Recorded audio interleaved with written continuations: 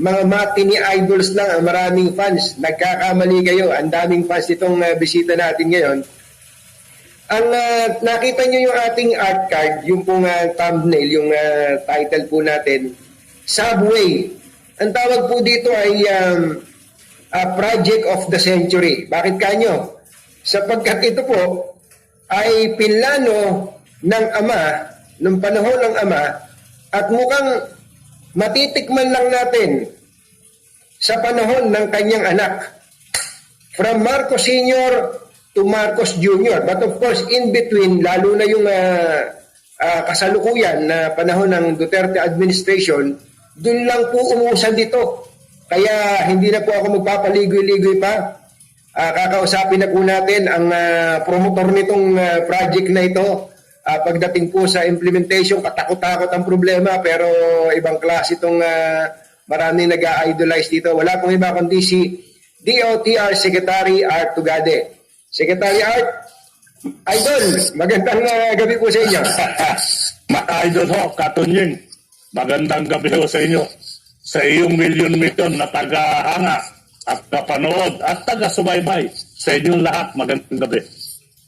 Magandang gabi pa. Napapanood po tayo ngayon sa buong mundo at matutuwa kayo. Ito po mga nagme-message sa atin ngayon. May galing sa Manchester sa United Kingdom, merong galing sa Dubai, merong galing sa Amerika, Los Angeles, kung saan-saan. Marami, hindi nyo lang, baka hindi nyo lang napapansin, ang dami nyong fans. Baka patay tayo kay ma'am nito pagka yung mga fans. Sa inyo lahat, international, magandang gabi. Magandang gabi. Okay, puntahan po natin kagad itong Project of the Century. Kanina, meron kayong ginawa. Happy Independence Day nga pala, Sec Art. Ano? Meron po kayong ginawa kanina. Ano ba yun? Yung lowering of the tunnel boring machine ng project na to. Ano po ba yung ibig sabihin nun? At ano ba yung tunnel boring machine na yan? Ganito to ho. Yung tunnel boring machine, nakikita nyo sa screen ngayon. Ito ho yung ginagamit natin para mag-tunnel, yung gumawa ng tunnel na kung saan babaybay yung tinatawag natin na subway. Itong machine na to, mahigit 70 tons ho yan, kaya makikita nyo yung laki. Makikita nyo ba yung butas na nakatapat niyan? Doon ho ilalagay yung cutter head. And then iikot na yun at gagawa ng tunneling. Alam niyo ho ba kung gaano kalaki yung tunneling na gagawin niya? Ito ho yung tunneling nito, gagamitin natin 25 tunnel boring machine for the 17 stations. Can dig, makinig ho kayo, 600 cubic meters of soil. Translated in terms of tunnel. Ang tunnel ho magagawa nito every day, 12 meters. Kaya nga ba't makikita nyo, mabilis yung proseso nito. Kaya nga sinasabi natin, kung masusundan yung schedule, kung masusundan yung tinatawag na estratehiya, meron ho tayong partial operability in 2027.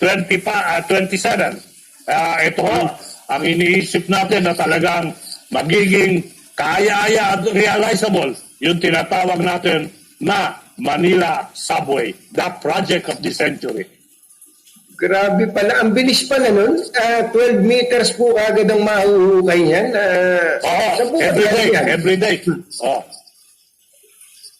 Alam mo ba ito? Habang hinuhukay ito, Sir Tunying, yung soil na hinuhukay niyan, isa-siphon out yan. Kaya may proseso yan para tuloy-tuloy, wala akong tigil yan. Yung pong naiisip ko lang, Sekretary, no? Ito po ay galing pa sa Japan, yung makina na to. So, ang mga experts po talaga sa paghuhukay ng tunnel ng subway ang kinontrata nyo rito. Tunay ho, tama ho yan. Talagang ang ginamit natin dito, yung mga expert sa bansang Hapon, na kung saan wala naman makaka-question sa kalidad ng trabaho ng mga expert sa bansang Hapon. Opo. Nabanggit nyo kanina 17 stations. O doon po sa mga hindi pa nakakaalam, baka akala nyo kwentong kutsero pa rin to, ha? 17 stations Saan po magmumula ito at saan ang katapusan itong stasyon? Ito ho, yung sinasabi namin kanina, inumpisa nito sa Valenzuela. Lahat ho yan hanggang sa Terminal 3 ng ating NAIA. Ito ho is 17 stations. Hangarin ho natin. Ang biyahe ngayon yan, pag ikaw ang nagbabiyahe dito sa tinatawag na magbuhat sa papuntang Quezon City, Valenzuela, papuntang NAIA, ang oras na bubunuin mo dyan ay 1 hanggang 35 hanggang 45 minutes. Ito ho ngayon, with the subway, makakapunta ka dyan in 35 minutes lang. So, ang biyahe dati, mga 1 oras kalahati hanggang halos 2 oras. Ngayon, magiging 35 minutes. 35 minutes. Oh. Ba naman? At alam mo ba ang kapasidad niyan sa unang taon ng operation? Ang kapasidad ho niyan, 370,000 passengers per day in the first year of its operation. Alam nyo, Secretary, bago lang natin tuloy pati yung history nito, tuwing magpupunta po tayo sa, punta tayo ng Japan mismo. Dito sa Singapore po, ang Metro Rail Transit dito, nasa ilalim din subway din po yan Naiinggit po kami, Secretary Pero nalaman namin, mula din sa inyong mga pagkukwento, ito pala napakatagal ng pinlano, 45 years na pala to. 45, 40. Kulang 50 years. Panahon pa ni then President Marcos yan. Ang daming usapan, ang daming diskusyon. Puro diskusyon. Wala naman nangyari, puro plano. Ngayon ho, nabigyan buhay yung original na plano na inumpisahan ng ating Pangulo, President Ferdinand Marcos Sr. Kung natuloy pala yun, nauna pa tayo sa Hong Kong, sa Japan, sa Singapore, Correct ka dyan. At lahat po yun na pag-iwanan natin noon sa pagpaplano, tayo ang iniwanan sa pag-experience. Tama yan, magkamot ka ng ulo. Matagal din ako nagkakamot ng ulo. Ano ba nangyari dito? Jesus Mariano Kaindo, ano po ang dahilan? Bakit nauna tayo sa pagpaplano? Visionary pa ang mga leaders natin noon. Tapos, inabot po ng halos 5 dekada bago po umusad itong proyekto na to. Yung mga diskusyon ho yan, ng mga detalye. Yung detalye sa pagplano kung saan mo ilalagay yung alignment. Yung detalye kung saan, paano mo popondohan. Yung detalye kung paano mo addressan yung right of way. Yung detalye kung saan maiengganyo mo yung samot-saring mga contractor na sasali rito. Alam mo ba na ang daming mga foreigners na sumali dito? Mga contractor sa proyektong ito. Magugulat ka at magugulat ka. Ito lang ang magpapakita na sa dami ng mga foreigners na nakiki-invest dito, yung pagtitiwala nila sa Administrasyon Duterte na lahat ito limpya, malinis, totoo at tunay. Yun sa mga nanonood sa atin ngayon Marcos, tapos Cory Aquino, Fidel Ramos, Erab Estrada, Gloria Arroyo, Noynoy Aquino, 5 presidente after Ferdinand Marcos Sr., panahon lang ni Pangulong Duterte, umusad. Ano ba ginawa nyo? Nambarako ba kayo dito? Pinagsisigawan nyo ba itong mga problema nyo sa right? Sila lang ho makakasagot dyan. Ang aming masasagot, paano namin ginawa? Yun ho ang masasagot ko. Kung ano yung hindi ginawa noong nakaraan, pasintabi na lang po. Sila na ho sumagot niyan. Opo, sa pondo po, sa funding po nito, hindi ba natin pinroblema talaga nung araw yan, kaya siguro hindi na-implement? Kasi siguro nahirapan sila talagang magkaroon ng agreement sa mga funder. Siguro tinitignan at sinisipap din nila nung araw ay yung pondo manggagaling sa Kongreso. Yung pondo ho natin ay hindi manggagaling sa GAA. Ito, loan proceeds ho na binigay ng Bansang Fund through DECA at preferred arrangement. Alam mo ka, Tunying? Alam mo kung magkano interest ito? Opo, magkano po? 0.1%. Zero. Zero 0.01%. 0.01%. Yan ang interest niyan. Tapos meron kang grace period na 12 years bago ka mag-umpisa magbayad. Hindi mo pa napakaganda. So ang ibig sabihin po ng Secretary, pinakikinabangan na natin, nakakasakay na kami sa subway na yan, nakakabiyahin na kami mula doon sa Quezon City hanggang doon sa Naiya ng 35 minutes lang, dire-diretso, na hindi pa tayo nagbabayad. Wala pa tayong, hindi pa tayo kailangan. Tama ka dyan, boss. Tama ka dyan. Merong tinatawag na grace period for 12 years.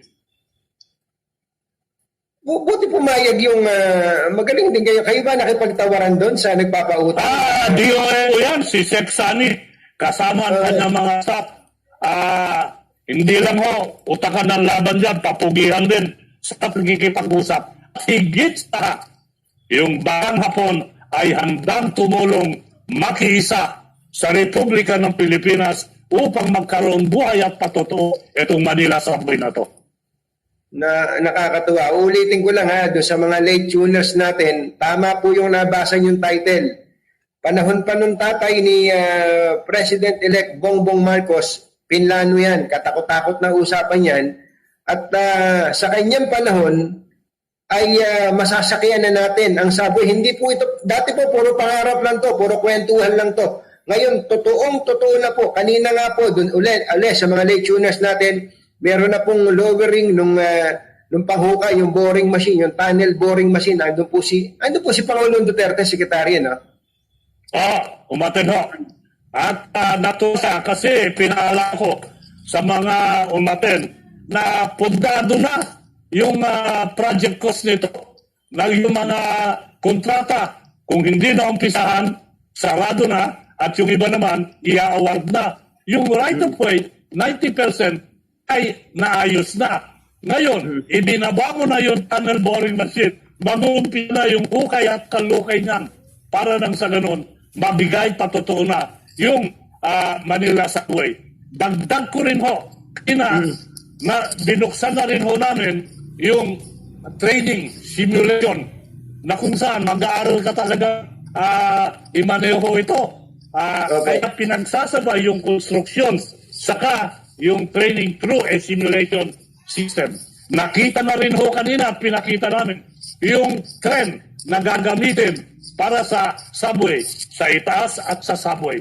Yung trend na ito ay interoperable with the PNR. Ito ho yung mga kadahilanan na kung saan maski na ho mag-goodbye na si President Duterte, tuloy-tuloy itong proyektong ito. Ayun, i-emphasize natin yan, kahit na matapos ang administrasyong Duterte in less than 3 weeks, matatapos na po ang Duterte administration, tuloy po ito. Wala na po makakapigil dito, Secretary. Wala na ho, kasi may pondo na. Naumpisahan na. May right of way na. Nag-uumpisa na yung hukay. Hindi ka naaasa sa tinatawag na GAA para mabuang pondohan itong proyekto ito. Yung pondo nito, prepared rate arrangement. Ito, may nag-message sa atin. Si G. Agdamag, smart at madiskarte. Si Secretary Tugade. Ayan. Sabi naman ni Phaeton, Secretary Arthur Tugade, ingat po kayo palagi. Sabi ko sa inyo, marami kayong fans. Jennifer Guernace Escapaño, galing talaga ni Secretary Art Tugade. Bayani pa nga ang mga na-message sa bayan, 500 pa. Nako, wag kayong magalit. Happy lang tayo.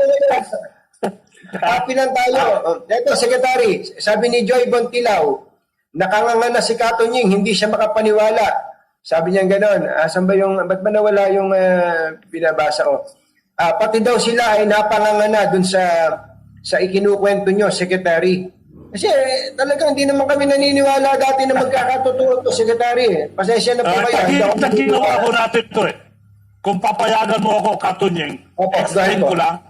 Itong subway na to, hindi ho kitugade yan lang. Ito ho yung tatawag natin Whole of Nation Approach.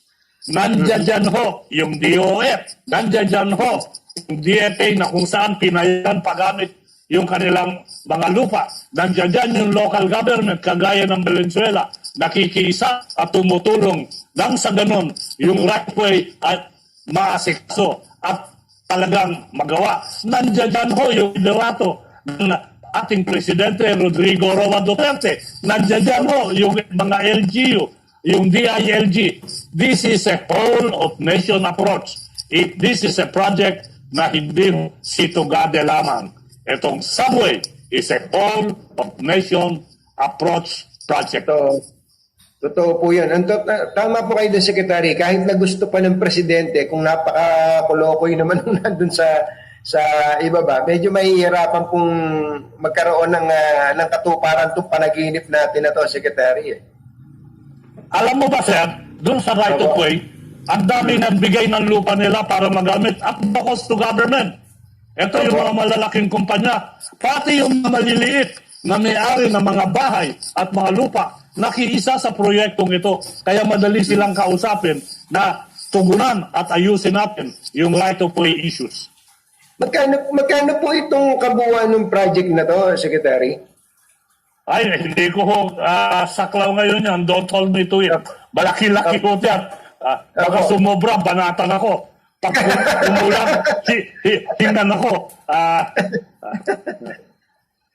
Opo, naintindihan ko po yun, Secretary. Pero ang susunod na tanong natin, di ba yung ibang mga project, ano ba tawag doon? PPP, yung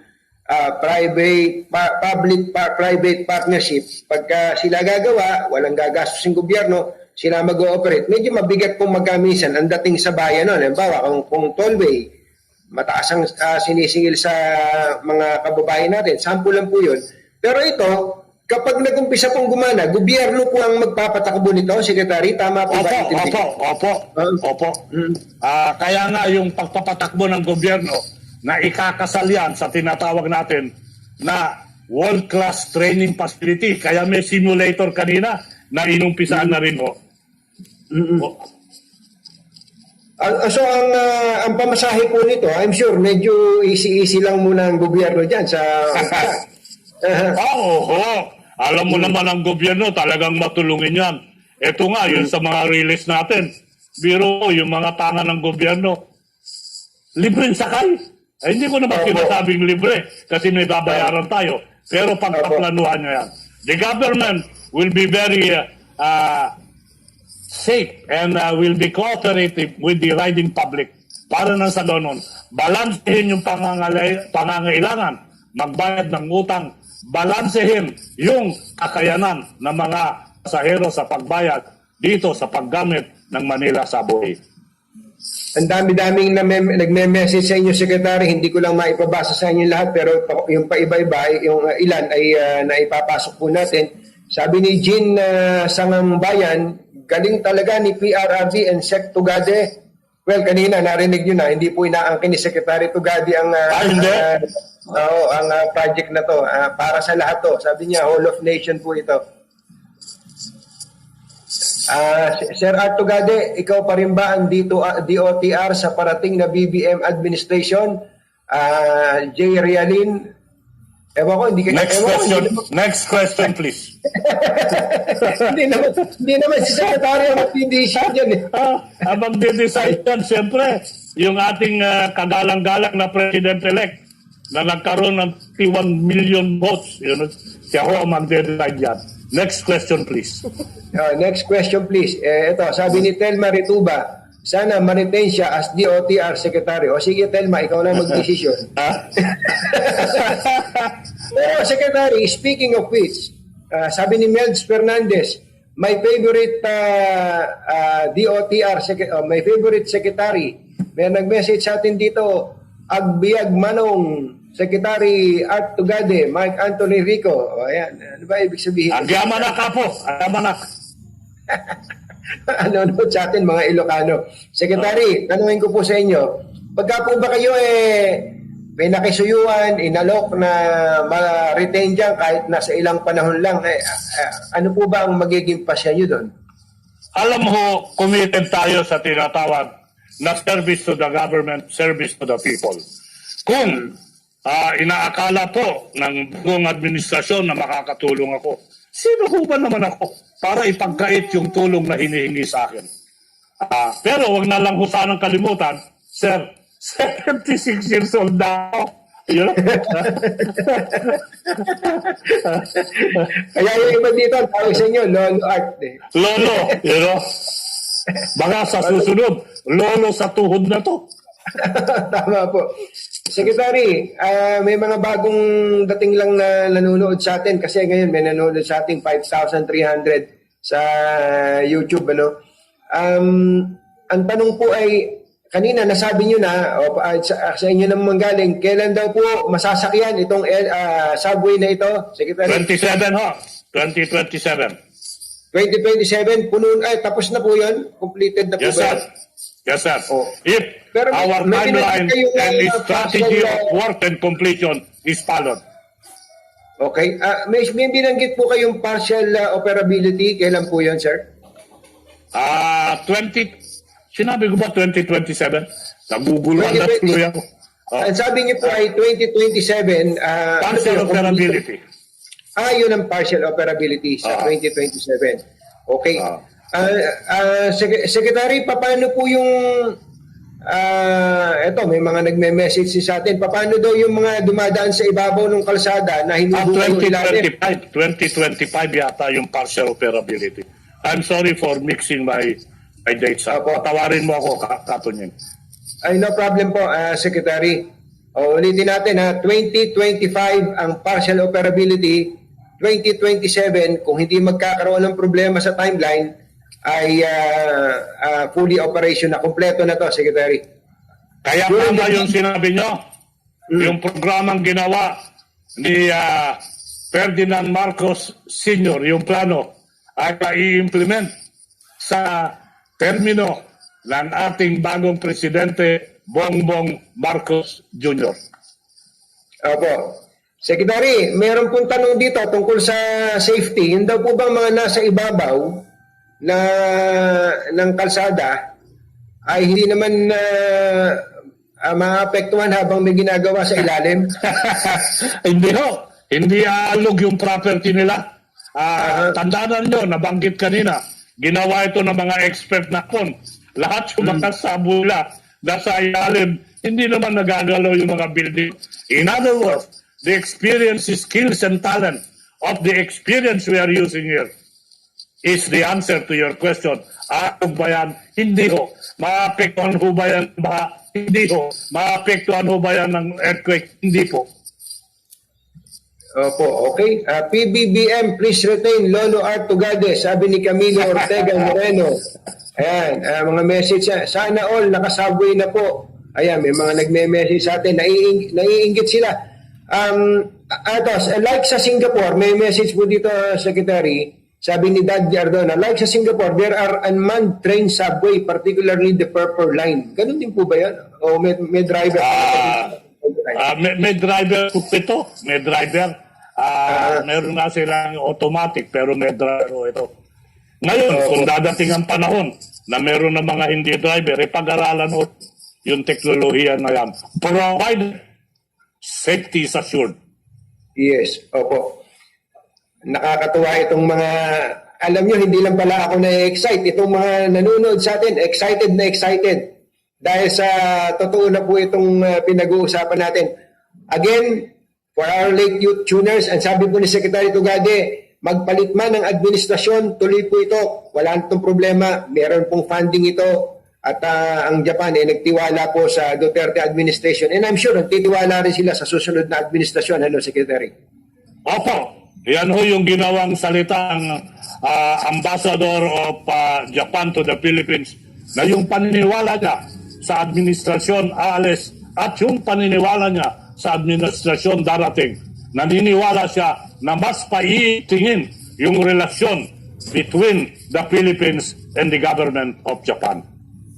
Opo. Anyway, Secretary, ang pinag-uusapan na natin dito, legacy. Ang isa po sa mga natatandaan po namin, bago, ito hanggang ngayon nga, libre sa MRT yung marami mga kababayan nating sumasakay sa MRT. Pwede niyo po ba kaming bigyan ng report sa MRT status ngayon? Yung pong yung train, yung MRT sa EDSA, Secretary?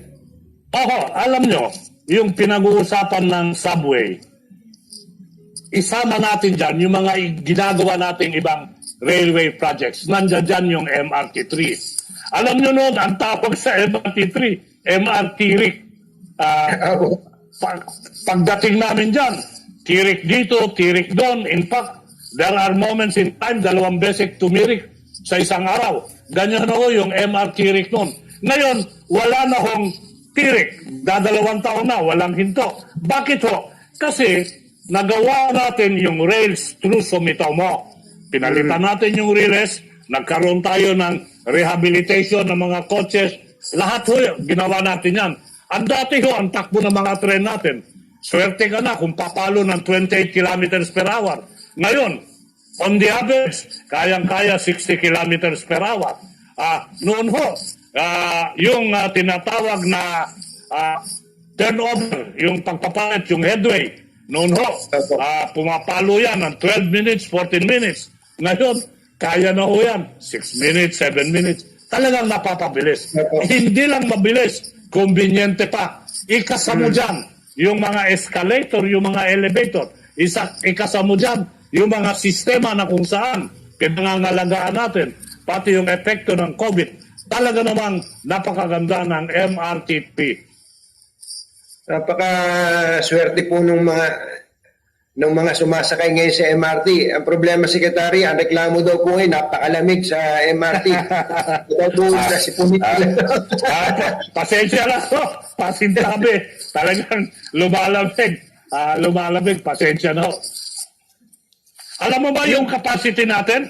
Mga 2 days ago? Pumato na tayo ng 380,000 passengers per day. Ang dami. Pandemic pa yan. Sobrang dami po nun, Secretary. At lahat na yun, libre. So far ho, libre. Libre pa hanggang ngayon. Kailan po nagsimula itong libre na to, Secretary? 3 months ago, mga April ho yata yun. Opo.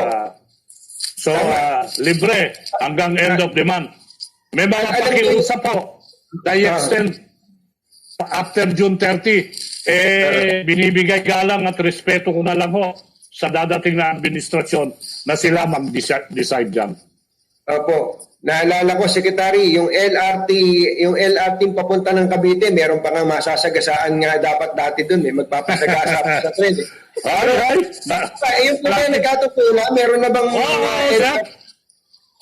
Yung LRT1, pag pumunta ka sa Baclaran, Paranaque, makikita mo may mga batas na po doon. Papatungan mo na lang ng girdle. Baka may partial operability ako yan this year. Tinan mo nga naman, kung po yun, puro pangarap lang po yun, Secretary. Meron pa akong isang pangarap. Yung po bang pangarap na yung tren na mula dito sa Tutuban hanggang Bicol, matutuloy po ba yun? O pangarap lang po yun? Napakagandang katanungan ho yan. Kanina ho, nag-uusap kami ng ating mahal na Pangulo, saka si Senator Bongo, na kung saan tinanong nila ako dyan. Sabi ko, sir, pwede ko nang umpisahan yung tren para sa Bicol, yung lugar ng Lucena, San Pablo, Candelaria. Itong portion na to, ikakabit ho yan doon sa mabaybay tumatakbo sa Makati, Muntinlupa, Calamba. Yung Calamba, idudugsong yan sa San Pablo. Bakit maliwanag ito? Ito ho yung tinatawag natin the first predicate for the Bicol Express. Pag yan ho nagawa at naikasa, parating na ho yung Bicol Express. Yan ho. Anytime, pwede kong umpisahan yan. Kaya nga, nag-usap, sabi ni Presidente, gawin ho namin kaagad yan. Kasi inaantay ng taong bayan yan. Hindi lang inaantay ng mga taga-Bicol, ng buong taong bayan. Biro mo yan, yung portion lang ho ng San Pablo, Lucena, Candelaria, kulang-kulang 5 taon, walang tren dyan. Grabe pala. Yung meron na umilis. Wala po. 5 years, walang linya, walang tren na. Sabihin ko lang, yung experience ako last month, tinesting namin, kasama ko si John Magno, saka si TJ Batan. Sinakyan namin, sinakyan ko yan. Binaybay namin, sir, yung San Pablo, Lucena, Candelaria. Naglabasan yung mga bata. Nakakaway sa ganyan. Alam mo ginawa ko, sir? Pinahinto namin yung tren. Isinkay namin yung mga bata. Sa kayo baba, tuwang-tuwa sila. Lalo yung mga bata na yun. Kung 5 taon ka ng tren, yung iba doon, hindi pa pinapanganak. Ay, naku po. Katakot-takot na trolley yung ginagamit nila. Makita mo yung epekto niyan sa kanilang pag-aaral. Makita mo yung epekto niyan sa mga naghahanap buhay. Makita mo yung epekto niyan sa mga nagbabiyahe. Hindi ba tama lang na dapat bigyan buhay na itong Bicol train na ito? At yan ho, ay bibigyan natin buhay. Totoo po. Alam niyo, Secretary, habang nagkukwento po kayo, na-imagine ko yung Bicol Express na yan. Kinikilabutan po ako dito eh. Dahil sa, ano lang yan eh, parang inggitero kasi ako eh. Pag nasasakay ako sa tren, yung tren ng Japan na nag-bullet train ka mula sa Nagoya hanggang Tokyo, sabihin nyo, mangyayari kaya sa Pilipinas to. Pero ngayon, binabanggit nyo, magkakatotoo na pala yung Bicol Express. Yung ba yung bullet train na yun? Hindi ho. Mga 120 kilometers per hour. Sa Clark, meron din tayo dyan. 120 kilometers per hour. Yung Tutuban, papunta sa airport sa Clark. Opo. Sir, ngayon, 1 hour 45 minutes hanggang 2 hours yan. Opo. Pag natayo yan at natatayo yan, in the next 2.5 to 3 years, 45 minutes na lang. Yan. Meron pang express. So magkakaroon na tayo ng airport na idinudugsong sa tren. Hong Kong lang meron yan, Singapore meron yan. Darating ang panahon, oy, kaibigan, sa Pinas, meron na din yan. Nangingiti ako eh, kasi nung isang araw po, Secretary, pagtatapot ko sa inyo, tumakas ako dito sa Singapore, nagpaalam naman ako doon sa anak ko. Pakita mo nga, bumiyahe ko ng Pilipinas at Singapore, dumaan ako sa Clark. Ayan na, may picture. Lako, aniwala kayo, yung Clark Airport napakaganda. Kaya lang, ang nasabi ko sa sarili ko, Secretary, napakaganda man ng Clark Airport kung ang haba naman ng biyahe, madadali ka pa ng traffic sa kung saan, yung papunta at pauwi, parang hindi mo ma-appreciate ng gusto yung kagandahan ng Clark dahil mabubusit ka sa traffic. Pero yung pala, meron palang ganon. Tren mula sa Maynila, diretso dyan sa Clark. Express. Kung lumabas ho kayo, makikita nyo yung istasyon na ginagawa na ngayon. Opo. Istasyon ng tren. Kailan po yun? In 2 years? 2.5 years? 2.5 to 3 years of partial operability yan. Sige na ho yan. So kung ako po manggagaling sa Maynila, sasakay lang ako sa tren, ang bagsak ko nun sa terminal na ng Clark International Airport. Oo. Pag talagang magkakaroon yan. Alam mo ba na meron tayong, malala mo yung common station? Opo. Opo. Yan pa, isang napakalaking problema. Ilang panahon na hindi magkaintindihan yung SM at saka Trinoma dyan. Matatapos ko na yung struktura. Makikita nyo, kompleto. Anytime this June, kompleto sa Ricardo dyan. Magkikita ko dyan yung LRT1, MRT3, MRT7, saka subway. Ibig sabihin, hindi ka na palipat-lipat. Isang sakayan na lang. Ito, pinapakita natin. So kung sasakay ako ng MRT, pwede na akong pumunta ng MRT7 pag nakumpleto na yung papunta ng sa common station. Hindi ka na lalabas. Tapos sa ibaba ng common station, nandoon yung mga modernized jeepney, nandoon yung mga bus, nandoon yung mga taxi. In other words, ito yung station, integrated, interoperable station. Ito po ay sabay-sabay yung inaasikaso pala to, Secretary, no? Akala ko ang bira. Tapos may Mindanao pa. Yung Visayas Mindanao, hindi ba may inaasikaso din kayo dyan? Meron din o dyan na kung saan inaayos na ngayon yung right of way at pinipirme yung alignment. Ito ho, alam mo si Presidente magugulat ka dyan eh. Iba talaga yung nobility ng ating Pangulo. Inulit niya ulit kanina. Sabi niya, alam nyo, ako taga Davao.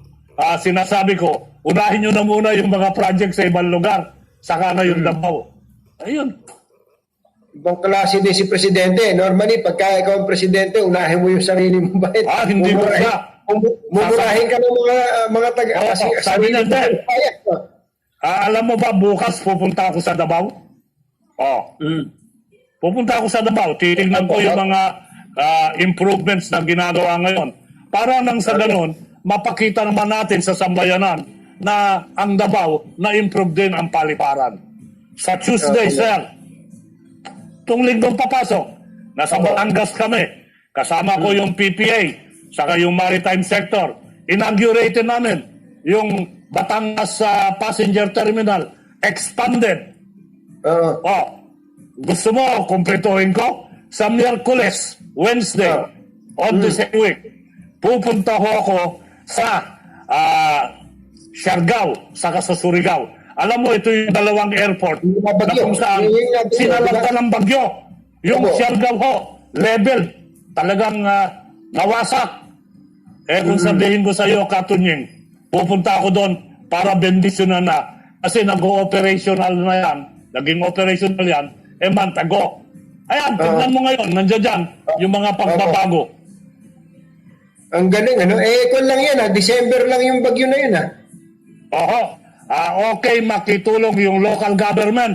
Wala kang masabi sa local government. Wala ka rin masabi sa mga kontraktor. Wala ka rin masabi sa kaap. Yan si Kwan, yung si Atty. Lucas, saka si Jonko. Talagang sa kaap, maaasahan mo yan. Makikita mo, plus on the screen, yung malaking pagbabago, doon talagang dinaanan ng bagyo yan.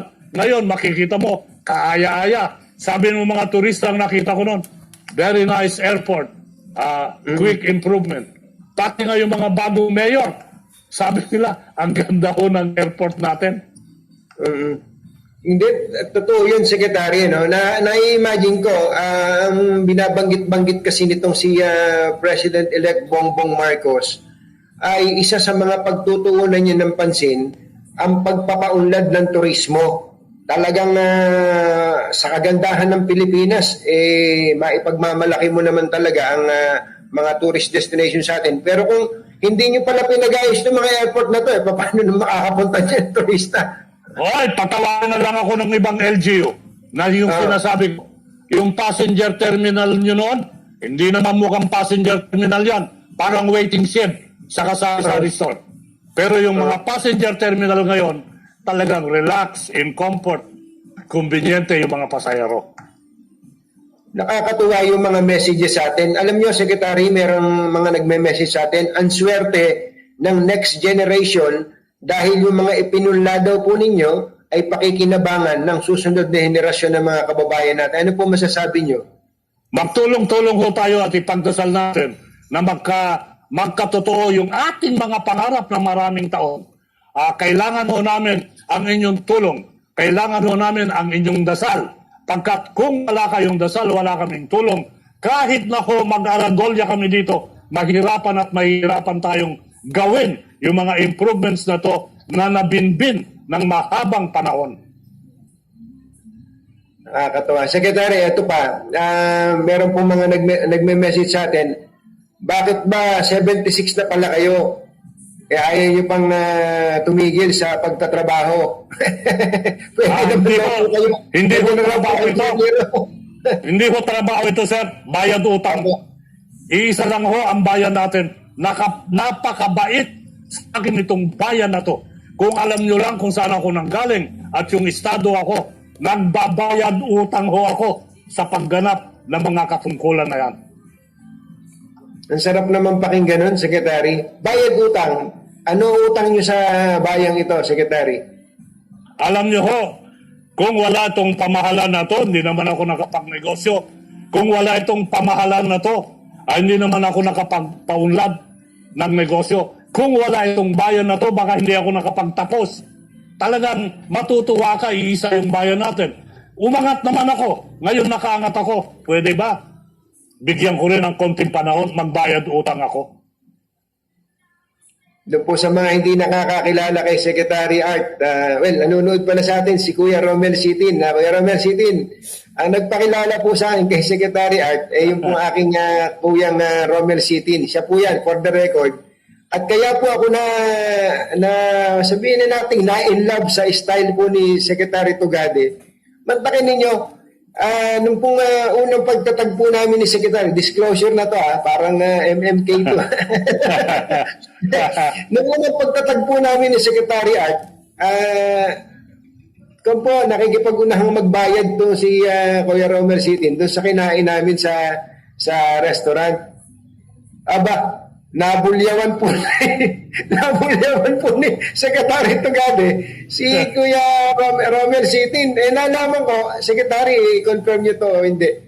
Pagka pala nangungumbida ng mga tao to si Secretary o kaya siya kinukumbida, siya nagbabayad. Ba't ba ganun kayo, Secretary? Kayo naman ang kinukumbida. Kasi ayaw ko, lalo na kung may mga proyekto yan, ayaw kong sila nagbabayad. Liwanagin ko lang yung palibre ko. Hindi ko sinachance sa kagawaran yan o sa mga ahensya. Personal ko na binabayaran yan. Kaya nga no, sinabi nyo ngayon na bayad utang nyo ito sa bansang ito, sa mga mamamayan, kasi mamamayan naman din parte ng bansa. I'm sure marami din pong na-inspire dun po sa prinsipyo nyo na yun, Secretary. Secretary, ayaw kong palibre? Apo, ayaw nyo palibre. Pag wala na ako sa gobyerno, libre nyo ako. Opo. Ang totoo nun, alam nyo po ba kung gaano kalayo ang bahay ni Secretary dyan sa Clark, sa opisina nila? Siguro mga mahigit 100 kilometro po yun. Pero araw-araw umuwi Secretary, ang nagbabayad ng gasolina niya, ng driver niya siya. Ako. Saka hindi ko ako tumanggap ng sasakyan or auto na binibigay sa kalihim ng kagawaran. Hindi ako tumanggap. Hindi ko ako nagcha-charge ng representation expenses. Katunying makinig ka dito. On my first months, winade ko at tinanggal ko yung confidential fund saka intelligence fund. Sabi ko, mitya ng buhay sa akin yan. Ayaw ko niyan. Kaya wala akong aid, wala akong wala akong security. You know? Ganun po yun. Yeah. Bagamat ang dami-dami pong nasasagasaan ng mga pagbabago na inyong in-institute dyan po sa DOTR, Secretary, wala pala kayong bodyguard? Wala. Bihira naman kayo. Secretary. Backup? Yung backup? Wala ko akong backup. Talo pa kayo nung isang kakilala ko na opisina, pupugak-pugak lang ang dami-daming bodyguard Nakakahiya ho yan. Alam mo bakit, Katunying? Opo. Yang mga perks na yan, panandalian yan. Pagkatapos ng posisyon mo sa gobyerno, babalik ka sa normal na buhay mo na walang aid, walang bodyguard, walang ganyan. Bakit sasanayin mo yung sarili mo ngayon? Opo.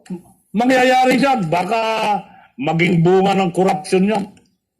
Opo. Secretary, malapit na pong matapos ang 2,190 days ninyo bilang kalihim ng DOTR sa ilalim ng Duterte administration. Ano po yung sa dami ng mga proyektong ginawa nyo, ano po yung pwede nyo sabihin top of mind na pinaka naging paborito nyo dahil sa laki ng impact nito sa ating mga kababayan, Secretary Art? Magagalit ka ba, Katunying, kung sasabihin ko all of the above? Kasi hindi mo naman pwedeng i-segment na itong puerto na to, hallelujah, itong airport na to, pinaka-importante, itong subway, pinaka-importante. Sabi ng Presidente, make the Filipino life convenient and comfortable. Bakit mo magsisingle out ang isang project na importante? Lahat ho ng project na yan. Kaya nga may roads, may rails, may maritime, may aviation. Para nang sa ganun, yung mobility nandiyan yan. Ang isa hong pinagmamalaki ko, sir. Apo. Hindi ho project. Ito ho yung inculcating values and ways of doing things in government. Nung pumasok ako sa gobyerno, nasyak ako Talagang nasyak ako sa mga nakita ko. Aalis Ano? ako. Siyempre, iba yung kultura dyan. Iba yung pamaraan dyan. Iba yung processing dyan. Ngayon, aalis ako. Nagulat ako nung pumasok ako. Na-stress ako. Nasyak ako. Ngayon, sila naman ang sinak ko. Sila naman ang nasyak at na-stress sa akin pag-alis. Pagkat culture, values, and ways of doing things. Kasi po, kung walang culture, values, and ways of doing things, anuman plano yung gawin mo, madidisgrasya yan in a matter of time. Ngunit, kung meron kang values, cultures, and ways of doing things, wala ka man plano ngayon, darating at darating yan, at yung mga plano na yan ay magiging totoo at mapapakinabangan ng nakakarami sa matagal na panahon. No po. Secretary, sana pwede ba kayong mai-xerox? I-duplicate. Hindi ho. Alam mo, sir, pinapalaki mo lang yung ego ko. Kung sabihin ko sa'yo, marami dito sa Pilipinas, siguro sa tagapanood ngayon, marami dyan, baka mas magaling pa sa akin, hindi lang nabibigyan ng pakilala at pagkakataon. At kung darating ang panahon na sila'y makilala at bibigyan ng pagkakataon, maybe, and I know that they will be able to perform better than what I have done. Masyado naman po kayong modest, Secretary. Ako, binabasa ko lang naman yung messages ng mga kababayan natin. Hindi naman kayo magkaibigan. Tayo magkaibigan, pero sila nagsasabi, i-clone natin si Secretary Tugade, sabi ni Jackie. Ayun, lolo daw kayo ng mga Cagayanos. Ayan, sabi ni Boy. Hindi po ako nagsasabi niyan, Secretary. Sana ikaw na lang uli ang Secretary, Jomel Galvez. Sana siya pa rin Secretary, sabi ni Yer Mahit. Yung devotion niyo po, super po, Lolo Art, sabi ni Amelia Manalo Iman. Sila po nagsasabi niyan, Secretary, hindi po ako. Binabasa ko lang po. Talagang sabi ko sa inyo, marami kayong fans eh. Alam mo, sa totoo lang, yung mga sinasabi nyo nakakataba ng puso. Sa totoo lang, in the quiet approach you have done in what we had performed in the transportation sector, kayo ho ang nagbibigay lakas. Hindi lang ho sa akin, 10 ng kasama ko sa kagawaran ng transportasyon. Secretary, kung meron po kayong isang bagay na gustong-gusto nyo gawin pero hindi nyo pa nagagawa at gusto nyo pang magawa o mabibigyan kayo ng pagkakataon sa DOTR, ano po yun? Yung mga kailangan tapusin ko yung subway. Kailangan tapusin ko yung tren. Kailangan yung mga airport gawin ko. Marami dyan night rated. Kailangan yung mga puerto natin sa maritime. Kailangan ho yan. Alam mo yung Pilipinas, archipelago. Mas maraming tubig dyan kaysa lupa. Kaya dapat lang paigtingin ang palakasin at paramihin yung mga puerto. Kung sabihin ko sa iyo, sa 6 na taon, nakapagtapos ang SIPO projects ang kagawaran kasama ang PPA. Ngayon, delayed na ho yung bilang na yan, yung 579. 600 na ho. 600 na. Last month yan. Yan ho yung mga natapos natin. Yung mga sa road sector, huwag natin kakalimutan yung red sector. Gusto ko dumami pa yung robot na gagawa ng mga plaka. Gusto ko mapalawak pa yung mga bicycle lane.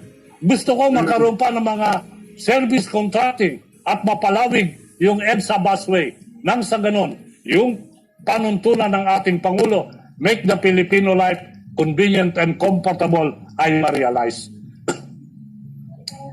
Naman, Secretary. Hindi naman ako tinatanong ni President-elect Bongbong Marcos. Mr. President, isa lang naman ako sa mahigit 31 million na pwede niyong pakinggan. Pero, eto po, pinipresenta po namin sa inyo si Secretary Art. Tingnan niyo lang. Pero hindi alam ni Secretary Art. Katunying, ano ba to? Setup? Hindi po set up to. Gusto ko natutuwa lang ako kasi yung mga sinasabi nyo, ay gusto rin naman ng ating mga kababayan.